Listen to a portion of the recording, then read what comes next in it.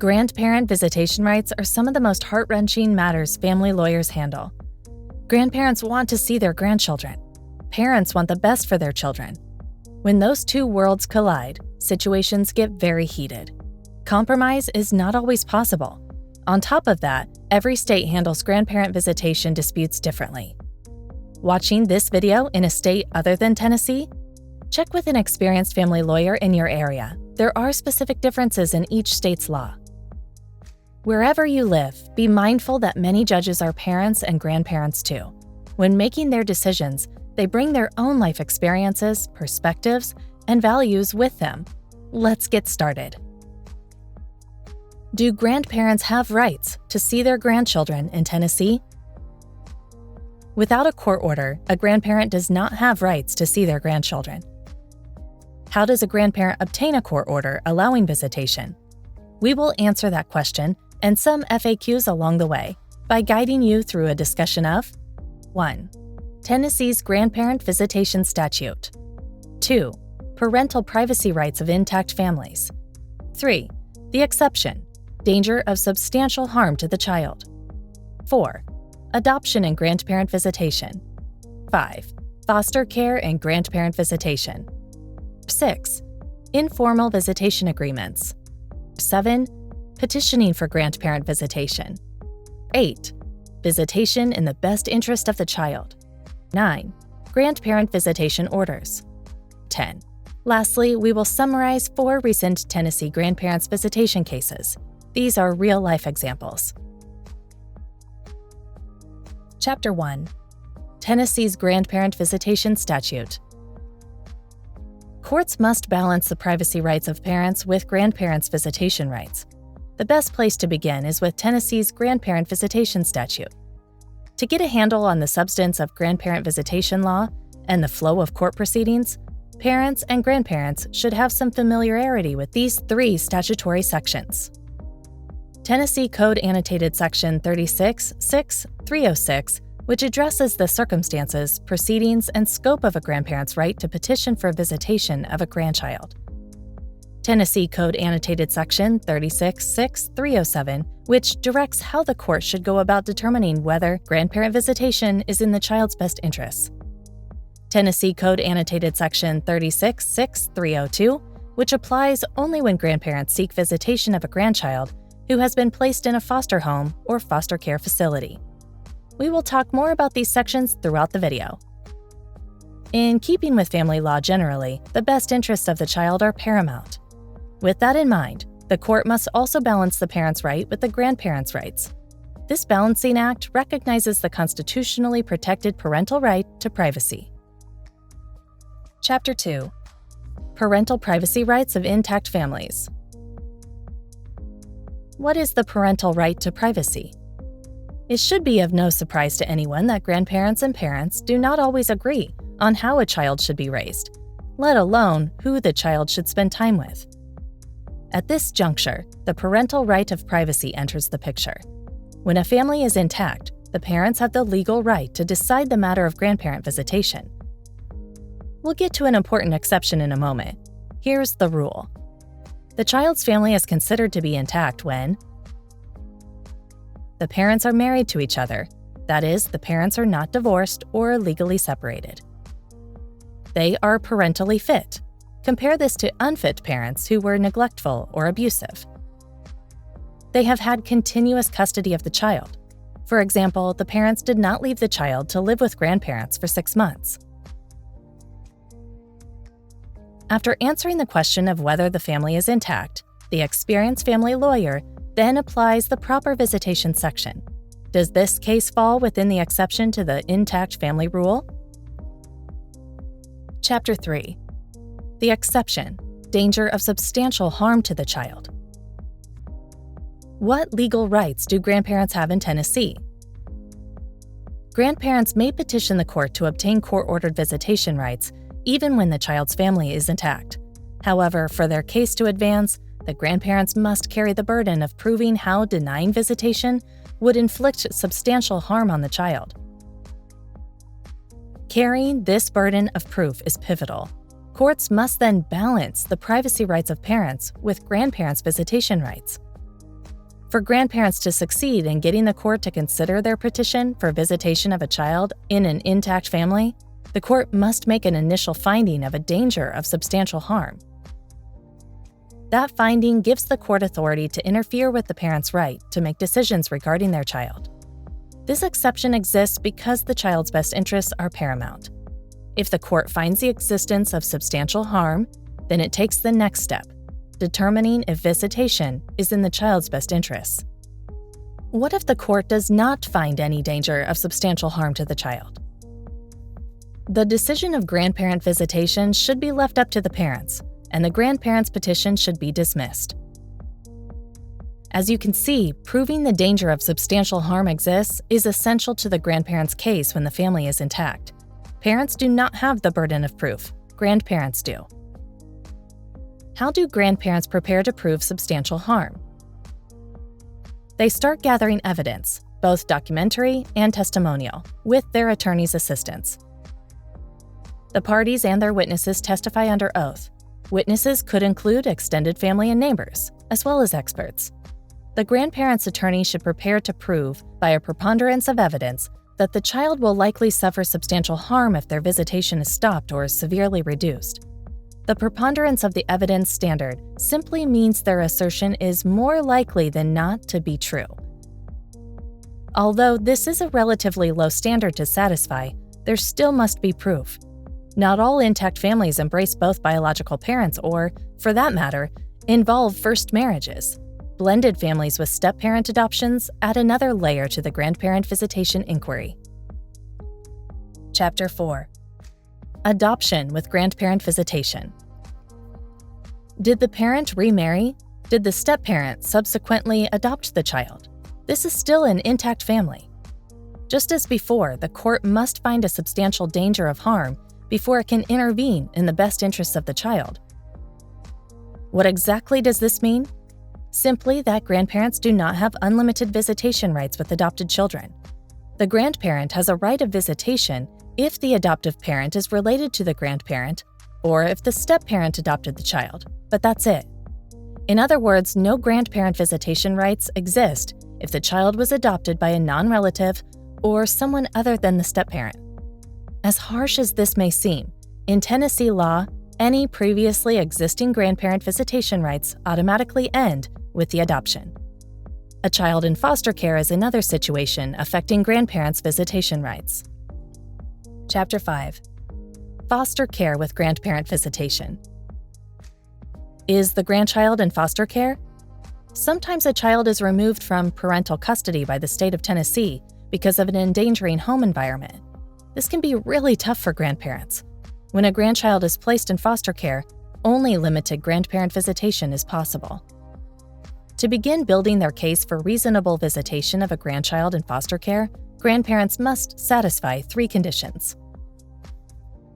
1. Their visitation must be in the child's best interest. 2. They must adequately protect the child from further abuse or intimidation by the perpetrator or any other family member. 3. Lastly, they cannot have committed a criminal offense against the grandchild or against their own children. This includes rape, sexual battery, or other violent crime.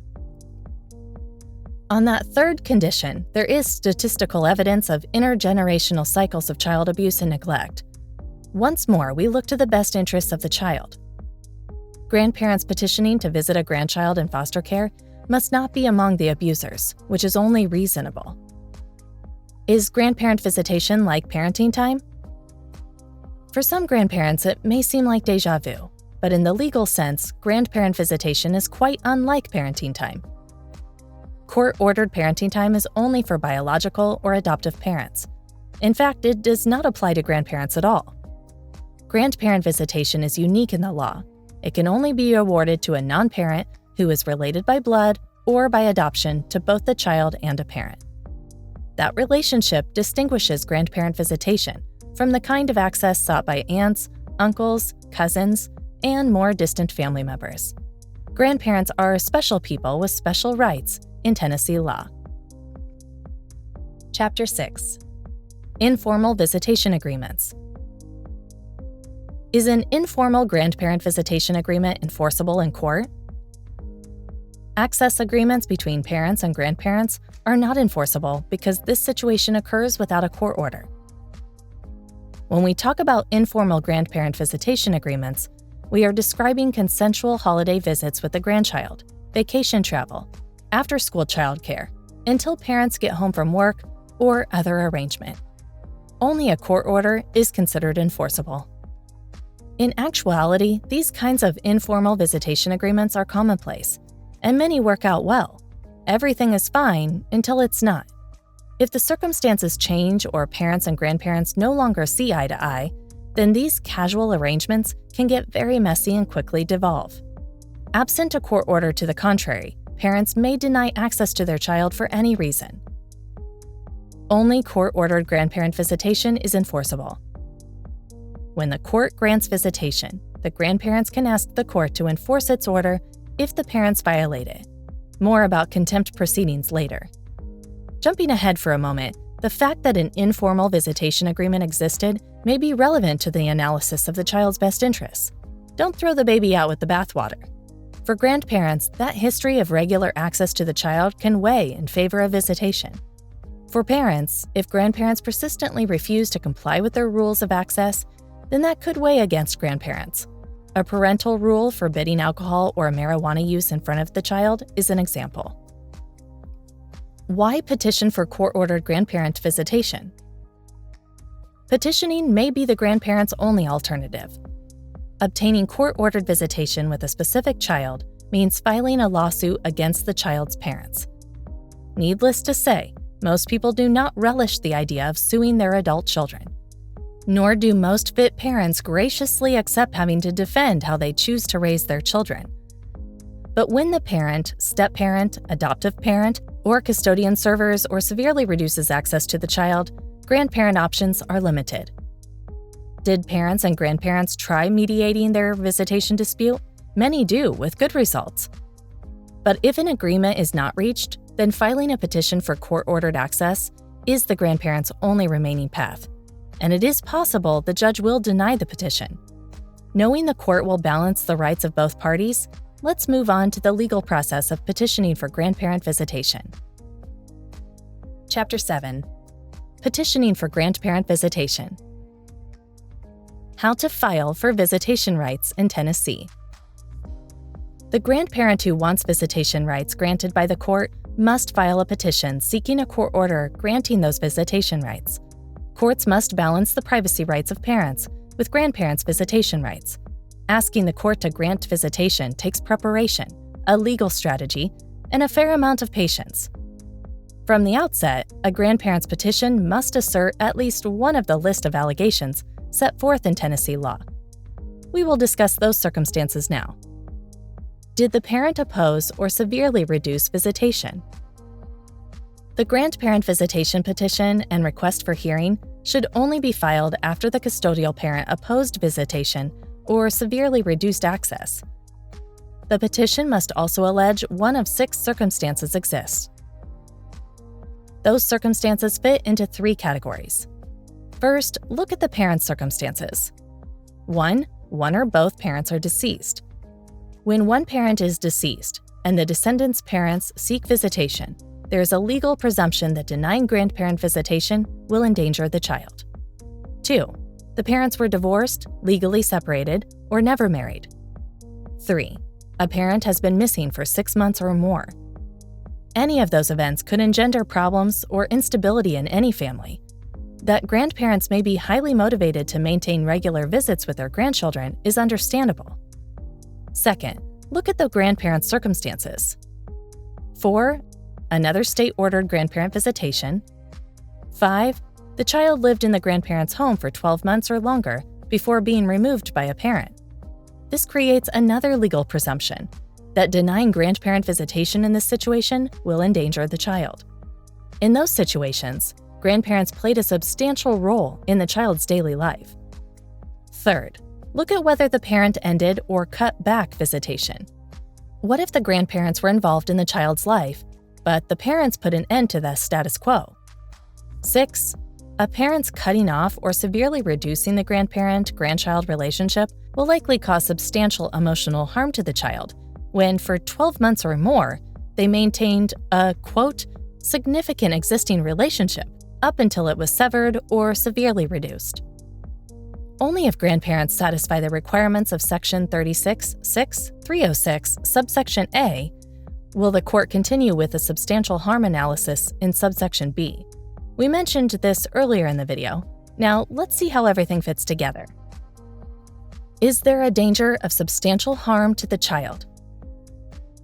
The danger of emotional harm often exists when any of the following are true. The child has had a significant existing relationship with the grandparent that breaking it off is likely to inflict severe emotional harm on the child. We'll define a significant existing relationship in a moment. The grandparent functioned as the child's primary caregiver. If the grandparent was the child's primary caregiver, then ending their relationship could interfere with the daily needs of the child being met. This could cause physical and emotional harm. A child might fail to thrive, for example, or fall behind in school. The child had a significant existing relationship with the grandparent, and ending that association may cause other direct or substantial harm to the child. This brings us to the follow-up question. Did a significant relationship exist between grandparent and grandchild? A significant relationship exists when the child lived with the grandparent for 6 consecutive months. A significant relationship also exists when the grandparent was the child's full-time caregiver for 6 months or had frequent visitation for a year. Many grandparents enjoy significant relationships with their grandchildren. The challenge? Proving it in court. Preparing to file a petition for grandparent visitation. The petitioners must actually be the child's grandparents or great-grandparents. They must have a biological or adoptive connection to child. They can be the biological grandparents, the spouses of biological grandparents, or the parents of adoptive grandparents. Experienced attorneys often get asked how important a grandparent's age or sex will be. The advanced age of a grandparent or great-grandparent is no reason for the court to reject a properly filed petition. The court will take age into consideration, however, if it hinders the grandparent's ability to properly care for the child during visits. The grandparent's sex is not relevant. What is important is the role as caregiver. The question, was this grandparent the child's caregiver, is important when determining the best interests of the child. More grandmothers are caregivers today than grandfathers. Consequently, grandmothers are more likely to establish a close relationship with their grandchildren. But by no means is that written in stone. Does the grandparent have standing to sue for visitation? By standing, we mean the right to sue for visitation. Grandparents have standing in several circumstances: when the child's mother or father is deceased, when the child's parents are divorced, separated, or never married, and when the child's parent has been missing for at least 6 months. We mentioned this earlier, but it's worth repeating. Grandparents do not have standing when fit parents are married to each other, nor do grandparents have standing if there was a divorce, followed by remarriage, followed by the step-parent legally adopting the child. Remember, with an intact family, the court will not interfere absent a danger of substantial harm to the child. Where do grandparents file their petition for visitation? They file in the county where the grandchild resides. Visitation petitions are filed in Tennessee's Circuit Court, Chancery Court, or General Sessions Court with domestic relations jurisdiction. Were the parents unmarried when their child was born? That petition gets filed in juvenile court. Does the state of Tennessee have grandparents' rights? Unless a grandparent seeks and obtains a court order allowing grandparent visitation, the state of Tennessee has no separate provisions for grandparents' rights, which exist outside of filing a court action. When considering grandparent visitation rights, courts must balance the privacy rights of parents with grandparents' visitation rights. What Tennessee courts do have is enforcement authority over foreign visitation orders. By foreign, we mean visitation orders entered by the court of some other state.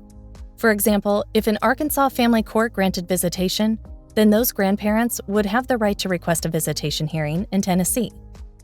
Many people are familiar with registering foreign child support orders in Tennessee for enforcement here in the volunteer state.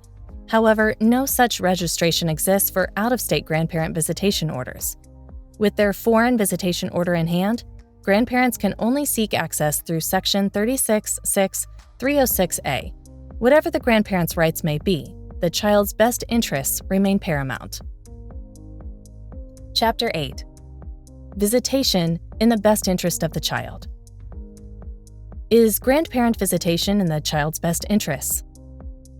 The court's final determination is premised on protecting the child from danger and doing what is in the child's best interests. This is where Tennessee Code Annotated Section 36(6)(307) comes in. To determine whether grandparent visitation is in the best interest of the child, the court makes specific findings on a number of concerns. Without the legalese, these are the kind of questions that need answering. What was the duration and quality of the relationship between the child and his or her grandparent? What emotional ties exist between the child and the grandparent? If mature enough to express an opinion, what is the child's preference regarding visitation? Is the grandparent willing to encourage a close relationship between parent and child? Did the grandparent file the petition in good faith?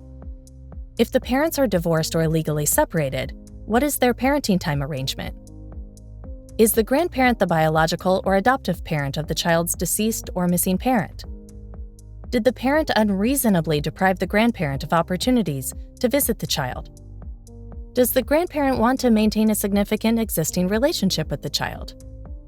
If grandparent visitation is granted, would it interfere with the parent's relationship with the child? Has any court found the parent to be unfit? The judge's findings are based on the evidence presented by the parties at the hearing or trial. Anything from daycare pickups to social media posts may be admissible, if relevant to an issue before the court. Will expert witnesses testify at the Grandparent Visitation Rights hearing?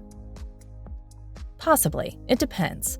Talk to an experienced family lawyer about your specific situation. The court applies a reasonable person standard to two questions: whether a significant relationship existed between grandparent and child, and whether the loss of that relationship might harm the child. Expert witness testimony is not necessarily required to answer those two questions. However, it can certainly be persuasive, especially if there are mental health concerns claimed by either the parent or grandparent. What about the emotional ties a child has with a grandparent? Testimony from a mental health professional or independent child custody evaluator for either side could be very influential with the court. Only when the court finds grandparent visitation is in the child's best interest can it order reasonable visitation. After making its findings and drawing its conclusions, the court makes a final determination on the petition. Visitation is either granted or denied. Chapter 9. Grandparent Visitation Orders. If the petition is granted, then the court enters a visitation order with scheduled access. That order is enforceable. What if a parent refuses access anyway? The grandparent can ask the court to hold the parent in contempt. This could be costly for that parent. If held in contempt, the judge may order the non-compliant parent to pay the grandparent's attorney fees too. What does a grandparent visitation schedule look like? The judge has significant discretion in creating a visitation schedule. It must be reasonable, but beyond that, there are no official visitation guidelines to follow. The schedule could allow one night a month, every Sunday, or provide for 80 nights a year. Every case is unique. Be prepared to submit a proposed visitation plan with the desired schedule. Talk to your attorney. Can the existing grandparent visitation order be modified? The court's grandparent visitation order may be modified, even terminated, if there is a material change in circumstances which impacts the child's well-being. Any modification must be in the child's best interests. Whether it is the parent who seeks modified orders or the grandparent, the standard of proof is the same. Quote, "The burden of proof is upon the grandparent or parents seeking modification or termination to demonstrate by a preponderance of the evidence both that a material change in circumstances has occurred and that the change in circumstances makes the requested modification or termination of grandparent visitation in the child's best interests." End quote. What can a party do if the outcome of the case is less than satisfactory? The court has to balance certain considerations required by law. Of course, not every grandparent or parent will be satisfied with the trial court's determination. On the one hand, grandparent visitation may be quite limited, require supervision, or be denied altogether. On the other hand, the parent's control over access to the child may be restricted by the court. Needless to say, the trial court's final judgment may not be the end of it. After the grandparent visitation trial, if a party is not satisfied with the judge's decision, then there is an appeal. How do Tennessee grandparent visitation appeals proceed? On appeal, the Court of Appeals reviews the facts and determines if there should be an adjustment, a reversal, or a remand of the case. In Tennessee, these appeals are heard by a panel of 3 judges. The appeals court's decisions are written and published. They are described as appellate opinions or cases. As these decisions are released to the public, they impact family lawyers and judges' understanding of the process and the possible results should a grandparent visitation case go to trial. The 4 case examples discussed next are appellate opinions. Because these decisions are from a higher court, they affect all grandparent visitation negotiations. What to do when you can't see your grandchildren? Most experienced family lawyers will recommend doing everything possible to try and work out a solution with the parent or parents before filing a court action seeking court-ordered visitation rights. Grandparent visitation petitions can be a difficult legal process. Some grandparents do everything possible, even appealing the trial court's decision, and visitation is still denied. A grandparent's right to visitation is not guaranteed in every circumstance. Losing visitation can really hurt, yes, but do not give up hope if this happens to you. Being denied visitation is not the end of the story. Nothing prevents the grandparent from reconnecting and reestablishing a close relationship with the adult grandchild. Adult grandchildren can choose to resume relationships with their grandparents. Let's look now at 4 recent appellate opinions on the scope of grandparents' visitation rights. Each case summary includes the family's unique facts and circumstances, the trial judge's rulings, and the appeals court's rulings. Although these 4 examples represent only a fraction of grandparent visitation cases, they are a great starting point for gaining perspective. All of these opinions are public record, available on the internet, and summarized in the Tennessee Family Law blog's Grandparents' Rights cases. Party names and case names have been changed for privacy concerns. Case number 1. Grandparent visitation granted in Case Alpha. This case shows how important the party's testimony is in these cases. Both parties may testify on each concern. These are the basic facts. After their 2017 divorce, the father filed a dependency and neglect action against the mother based on her substance abuse. The father was awarded full custody of his daughter. The mother was awarded visitation. In April 2020, the maternal grandparents filed their visitation petition. The COVID-19 Safer at Home order had just been issued. The grandparents averred or declared they had a significant relationship with their granddaughter. They needed court-ordered visitation to maintain a relationship with the child. Grandparent visitation was in the child's best interests. Severely limiting their relationship could cause substantial emotional harm to the child. The mother's drug dependency played a significant role in this case. The mother transitioned out of the military. In the dependency and neglect action, her visitation rights were restricted because of illegal drug use and inpatient rehabilitation. The juvenile court ordered bi-monthly visitation while the mother was in rehab. The grandparents were to facilitate this by collecting the child on the mother's weekends, taking the child to her mother on Friday evenings and Sunday afternoons. Over the balance of the weekend, they enjoyed time with the child. The child was 6 years old at the time of trial in April 2021. The trial court granted the grandparents' request and ordered visitation. The father appealed. Among other things, he argued there was insufficient evidence to prove he severed the grandparents' relationship with his child, or that severance would cause substantial harm. The Tennessee Court of Appeals affirmed the trial court. The lower court's findings were supported by a preponderance of the evidence. The appeals court applied the 3-pronged analysis required by statute. 1. Do grandparents have standing? Yes, the parents were divorced, which is one of the 6 situations in Section 36(6)(306)(a). 2. Does a danger of substantial harm exist? Yes, a danger of substantial harm to the child exists if visitation ends. This is a key consideration.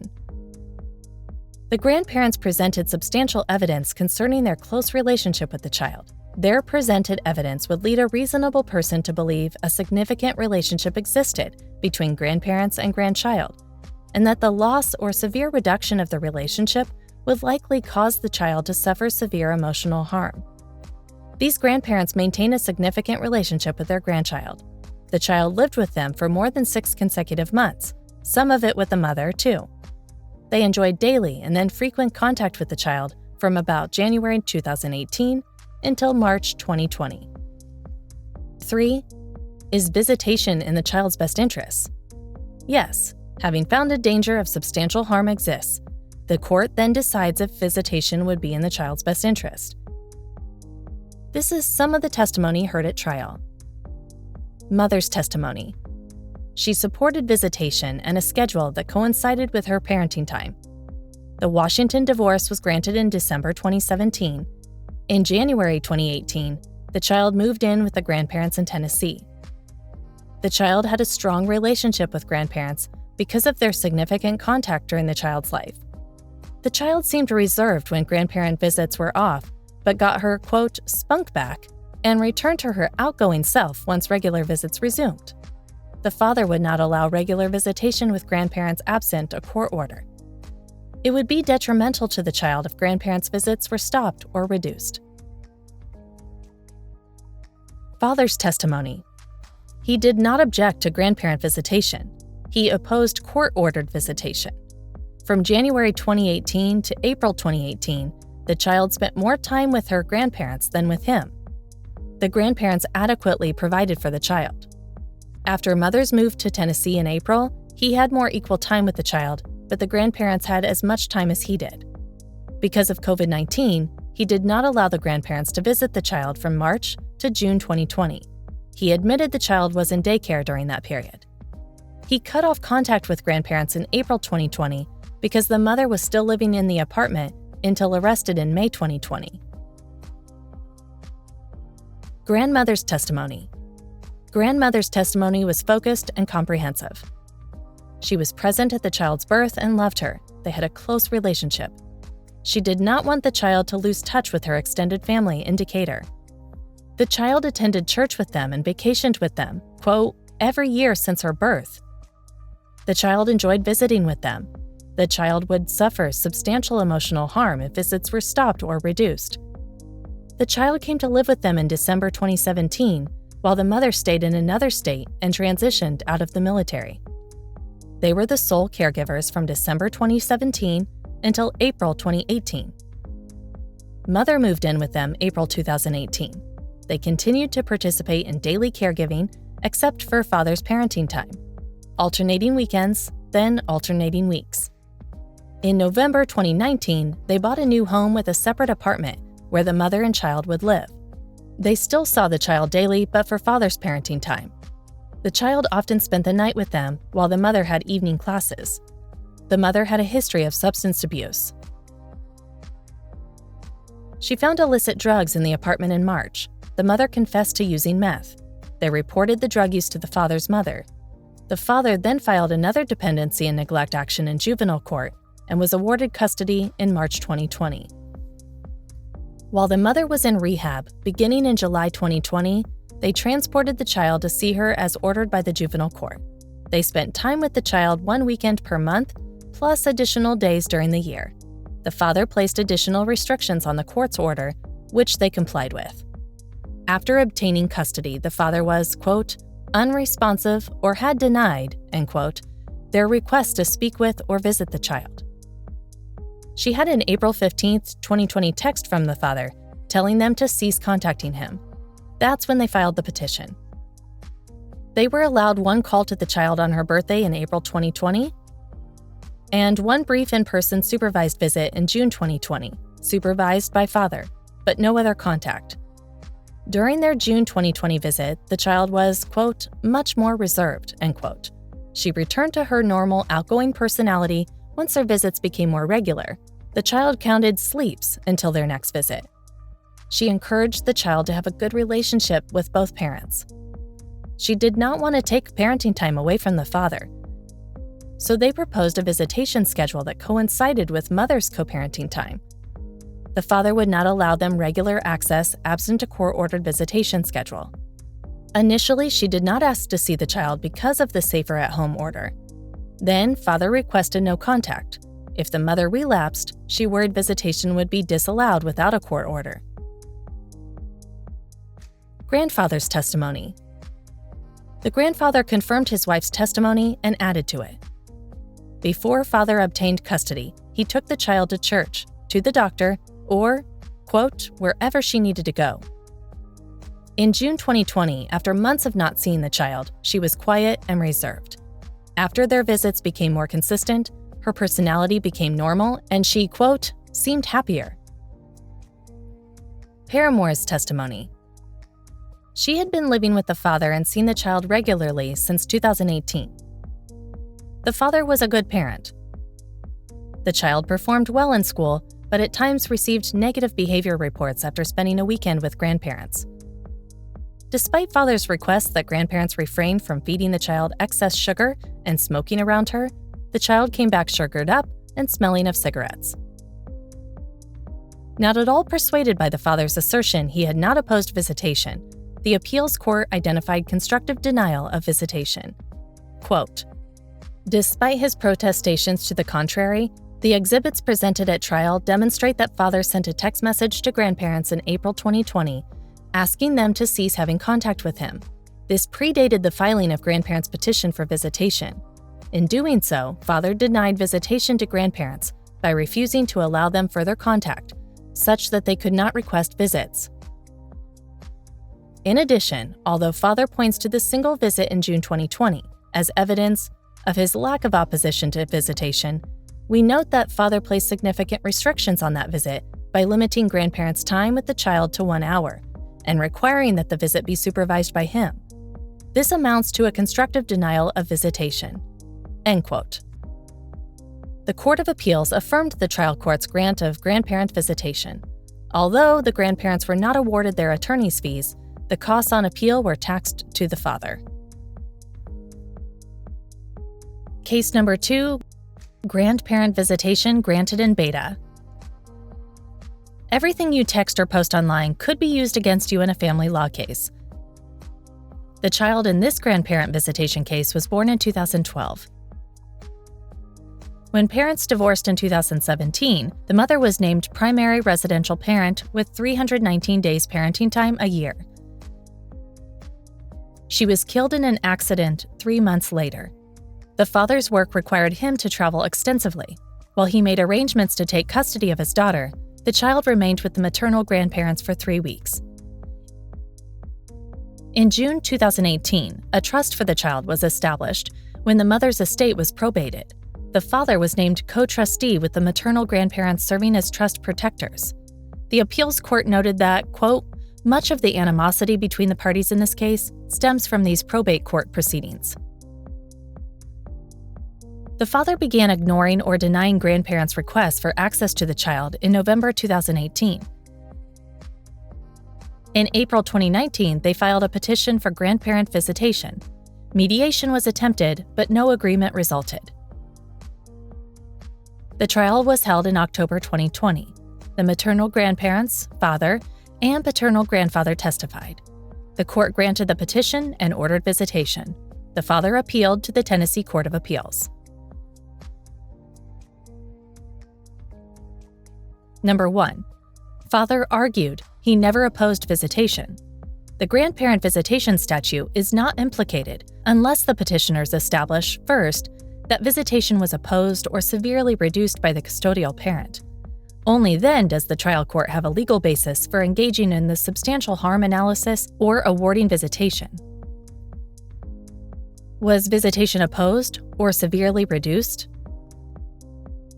Yes, parental opposition to visitation may be proven by evidence of actual or constructive denial. The appeals court reviewed numerous text messages between the parties. Some of the fathers seemed toxic and agreed they constituted parental opposition. In one response to grandmother's access inquiry, he texted, quote, "Quite frankly, I think you're horrible people, arrogant, selfish, and entitled. I heard all the lies you tell people and the comments you've made about me and my family. I don't like you, but I have always gone out of my way to make sure you were able to spend time with the child despite your behavior. I've decided not to do that anymore, though, because I no longer feel that's in the child's best interest. So now you'll actually have something to complain about." End quote. The element of parents' opposition had been satisfied. Quote, "Father denied or ignored grandparents' requests for contact or access to the child for 5 months, whether in person or through FaceTime." End quote. 2. Was there a danger of substantial harm to the child? Yes, the mother's death created a rebuttable presumption of substantial harm. The father argued that there was considerable evidence the child, quote, "was doing well," and the court stated at trial that the child was doing well, end quote. He argued the evidence was sufficient to overcome the presumption. The appeals court disagreed. Evidence showed the child was having trouble adjusting to the loss of her mother. Quote, "Here, the child had already begun to show the negative effects from her separation from grandparents, and there is a likelihood that substantial harm would come to her if she was unable to keep mother's memory alive by maintaining a relationship with them." While father testified that he talked to the child about mother frequently, grandparents were undeniably the child's best connection to mother's side of the family. Father thought that it was important for the child to maintain the relationships with people who had known mother, but he admitted he did not have the means to facilitate those relationships. Grandparents were willing and able to fill that role. Without court-ordered visitation, we find that the evidence demonstrates there was a danger of substantial harm to the child." End quote. Having found a danger of substantial harm to the child exists, the next step is the best interests analysis. 3. Would grandparent visitation be in the child's best interests? Yes, the appeals court reviewed each of the statute's 11 considerations. 8 of those factors weighed in favor of ordering visitation. 2 factors were inapplicable, and nothing favored a denial of visitation. The evidence thus established that grandparent visitation was in the best interest of the child. 4. Was the court's visitation schedule reasonable? Yes, the father argued the visitation as scheduled was not reasonable and, among other things, should have provided the minimum access needed by the grandparents to maintain the relationship. The appeals court held the schedule was reasonable. Grandparent visitation included Mother's Day weekend, 10 days in July, and the weekend closest to the mother's birthday. It also included provisions for FaceTime calls and extracurricular activities. The appeals court also declined to modify the visitation schedule. Quote, "It is not our role to tweak an award of grandparent visitation in hopes of achieving a more reasonable result than the trial court." End quote. The Court of Appeals affirmed the trial court's grant of grandparent visitation. Case number 3. Grandparent visitation denied in Charlie. In this case, the grandparents have the burden of proof, but they must offer evidence of how the child will likely suffer substantial harm or severe emotional harm.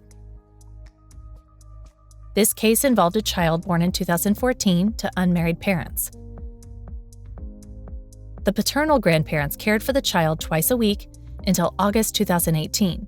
The parents stopped the visits over an argument about the uncle. He was an 18-year-old then and living with the petitioners. The uncle announced he was gay and had a paramour whom he met online. The grandmother later testified that at one point she asked parents, quote, if the child could stay downstairs in their home while the uncle and his paramour remained upstairs, but father did not agree to this, end quote. The parents did not want the child around the paramour. Initially, the child was not allowed in grandparents' home when the paramour was present. After the uncle moved out, parents still did not want the child in grandparents' home. On August 20, 2018, the parents texted their decision. The child would no longer be going to the grandparents' home. Despite their differences, the grandparents did spend time with the child for Christmas of 2018. The grandparents had the child overnight in January 2019 and in the summer. In February 2019, the grandparents petitioned for visitation. Mediation was attempted with no resulting agreement. Visitation ended entirely in July 2020, after grandparents took the child to their home when parents asked them not to do so. The case was tried in September of 2020. Both grandparents and the mother testified at trial. The father did not. The trial court concluded that the parents had opposed grandparent visitation. It then found a significant relationship existed and that the child would be emotionally harmed if visits were cut off. In July 2021, the trial court granted visitation, scheduling visits on weekends, holidays, birthdays, and in the summer. The parents appealed. 1. On the threshold question of whether parents oppose the visitation, the appeals court affirmed the lower court's finding. The parents were reasonable in asking for no contact between the child and the uncle's friend. The appeals court stated, quote, "We emphasize that parents' desire to not allow the child to have contact with the paternal uncle's friend, who was a stranger to the family, was a reasonable limitation. Further, this restriction, in and of itself, does not constitute opposition to the child visiting with grandparents." End quote. When combined with other evidence, however, there was actual opposition in word and deed. 2. On the issue of a danger of substantial harm in depriving the child of visitation, the appeals court held for parents. The trial court failed to comply with the rule mandating the court explain the factual basis for its decision. The appeals court took on the task. Quote, "We deem it appropriate to conduct a review of this issue in spite of the deficiencies in the juvenile court's order. By choosing to soldier on, we conduct a de novo review of the record to determine where the preponderance of the evidence lies." End quote. This was so the child would not suffer through the delay of remand. Quote, "The child is now 8 years old, and this litigation has been ongoing since he was 4 years old. The child will not benefit from years of further litigation between family members." End quote. Siding with parents, the appeals court found insufficient evidence in the record to support the trial court's conclusion of substantial harm. Unlike the Alpha case, there was no evidence the child's personality or disposition had changed. In summary, quote, "Grandmother's own testimony revealed that the child was still happy and healthy, and that there was no specific evidence of harm due to the limited interaction he was having with grandparents. Mother concluded the same in her testimony. Other than the child's teary episodes when he was dropped off by grandparents after visits, which was disputed by Mother, there was no evidence that he suffered any ill effects due to his limited interaction with grandparents. Grandmother testified that the child asked questions and expressed emotions about his time with grandparents, but there was no evidence of harm that could be characterized as severe, grave, distressing, or extreme or a real hazard or danger. The evidence in the record before us was insufficient to support a showing of substantial harm or severe emotional harm." End quote. Grandparents had the burden of proving the child was likely to suffer substantial harm or severe emotional harm. They failed to carry that burden. The Court of Appeals reversed the trial court's award of grandparent visitation and dismissed the case. The costs of appeal were taxed to the grandparents. Case number 4, Grandparent Visitation Denied in Delta. The following case depicts that you cannot sneak grandparent visitation time in sideways as parenting time in a custody case. The child in this case was born in July of 2011, a month after the father was sentenced to 17 years in prison for aggravated assault. The father executed a voluntary acknowledgement of paternity, VAP, which the mother also signed. He was visited in prison by the mother and child until June of 2013. In July, the mother petitioned to be named primary custodian, which the court granted. In 2014, the father's motion for visitation rights filed in juvenile court was dismissed for lack of standing. He asked that the order be set aside because of the VAP. In 2018, the trial court granted him limited communication rights with the child. The trial court also granted the child's paternal grandmother visitation rights to facilitate future prison visits. The mother appealed. The appeals court held that the father had standing to sue for custody and visitation rights. The VAP was sufficient to confer standing with both parents' signatures. As to awarding parenting time to the father, the trial court found the mother's unilateral decision to stop prison visits was not in the child's best interests. The father had the right to both talk to and write to his child. This portion of the lower court's order was affirmed. The Court of Appeals then turned to the trial court's award of parenting time to the paternal grandmother. This was improper, even if done only to facilitate the prison visits. The appeals court explained the lower court's error.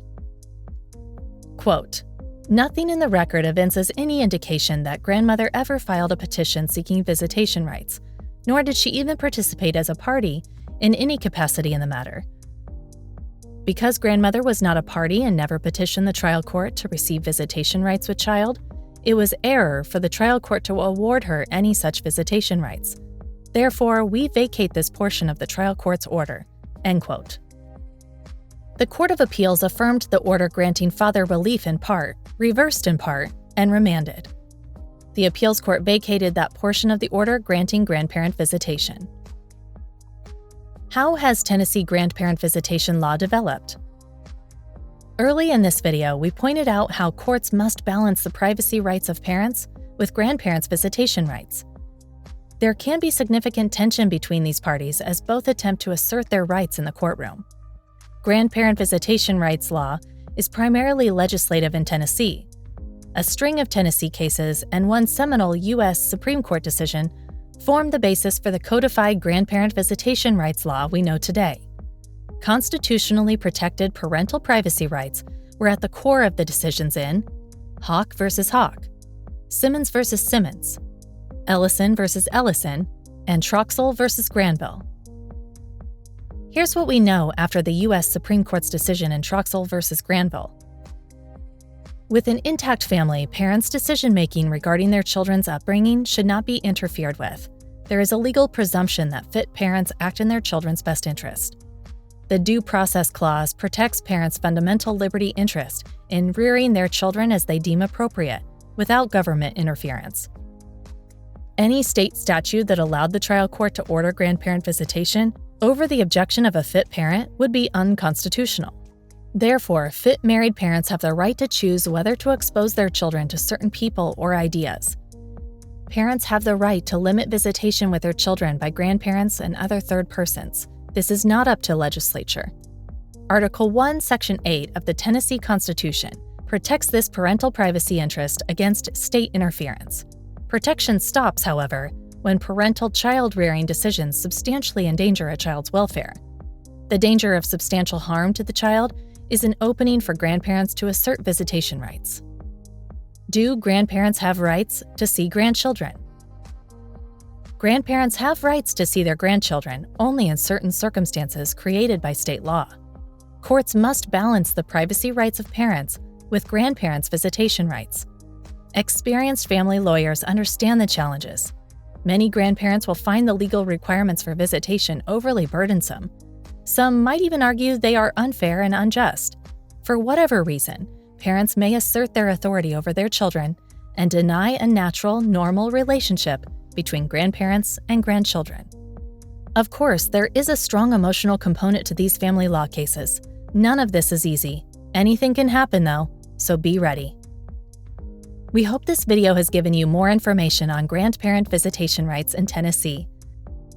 To learn more, visit memphisdivorce.com, Tennessee's most comprehensive free online family law legal resource. memphisdivorce.com answers hundreds of frequently asked questions on divorce, alimony, property division, custody, and more with videos, and hosts our Tennessee Family Law blog. Download our free Tennessee Child Support Calculator app, available from iTunes and Google Play. Check out Miles Mason's author page on Amazon.com. He is the author of 3 books, including Tennessee Parenting Plans and Child Support Worksheets, with examples from real cases. Discover all you can learn with Miles Mason Family Law.